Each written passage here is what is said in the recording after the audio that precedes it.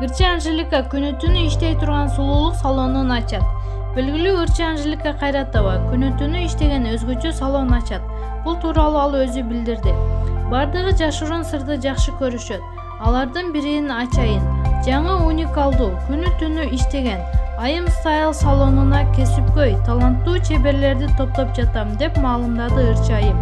Ырчынын айтымында, аталган салондо сулуулук боюнча бардык тейлөө кызматтары көрсөтүлөт жана анда иштегендер үчүн эң ыңгайлуу шарттар түзүлөт. Белгилей кетсек, Анжелика Кайратова ырчы гана эмес, алып баруучу, реалити долбоорлордун автору, Айым Стайл долбоорунун негиздөөчүсү, актриса жана продюсер катары да иш алып барып келет.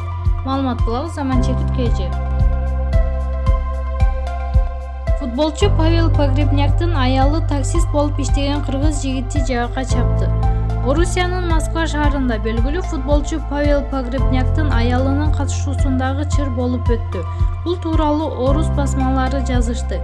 Мария Погребняктын айтымында, ал такси кызматын чакырганда таксист аны себепсиз орто жолдон түшүрүп салган жана буюмдарына зыян келтирген.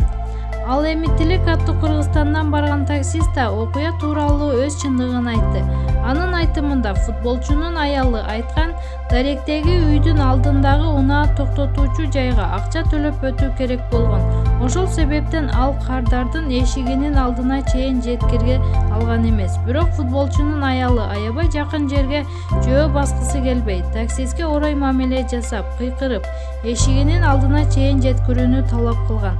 Жыйынтыгында таксист менен кардарынын ортосунда чыр чыгып, футболчунун аялы кыргызстандык таксистти жаакка чаап жиберген деп Барс Медиа кечи жазып чыкты.